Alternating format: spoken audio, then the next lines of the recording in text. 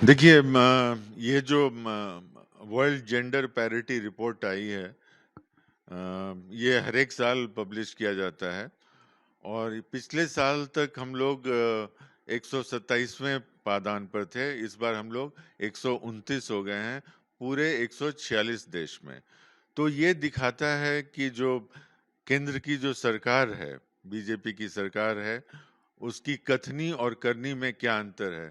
हम देश की आधी आबादी को आज भी न्याय नहीं दे पाए हैं, चाहे उनका अधिकार का मामला हो या रोजगार में उनकी भागीदारी की का मामला हो या जो तनख्वाह मिलता है उसमें भागीदारी का मामला हो। आप देखिए, इन्होंने बड़े जोर शोर से नारी शक्ति वंदन अधिनियम लाया था और अभी अगर आप सेंट्रल कैबिनेट का जो फॉर्मेशन हुआ है उसमें देखिए लगभग 8 सवा 8% महिलाओं को ही रिप्रेजेंटेशन मिला है। और इनकी बात हमेशा कुछ रहती है और सच्चाई इनकी कुछ और रहती है। आपने देखा मणिपुर में किस तरह से महिलाओं के साथ दुराचार हुआ। अभी रिसेंटली आपने देखा कि इनके आईटी सेल के हेड अमित मालवीय पर कोलकाता में यौन शोषण के गंभीर आरोप लगाए गए। इसके पहले इनके जो कुलदीप सेंगर जो विधायक थे, उनका मामला आया था। इसी दिल्ली में जो महिला पहलवान जो थी उनके साथ पहले तो बदसलूकी की गई, यौन शोषण किया गया बृजभूषण शरण सिंह के साथ और उसके बाद उनके साथ दुर्व्यवहार किया गया दिल्ली पुलिस के साथ।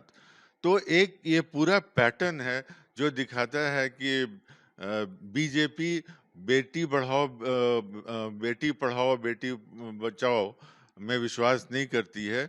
ये महिलाओं को जिन लोगों ने भी यौन शोषण दिया है उसके जो पोस्टर बॉयज हैं उनका संरक्षण करती है। देखिए, पहली बात तो कि ये जो आतंकवादी घटनाएं हैं, हम इसकी कड़ी निंदा करते हैं।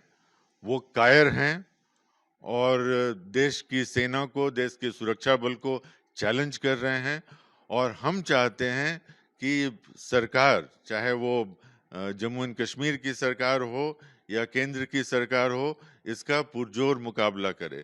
लेकिन आप देखिए 2019 में जब 370 हटाया गया तो ये कहा गया कि अब कश्मीर में स्वर्णिम युग विकास का आ गया है, दूध की नदियां बहेंगी।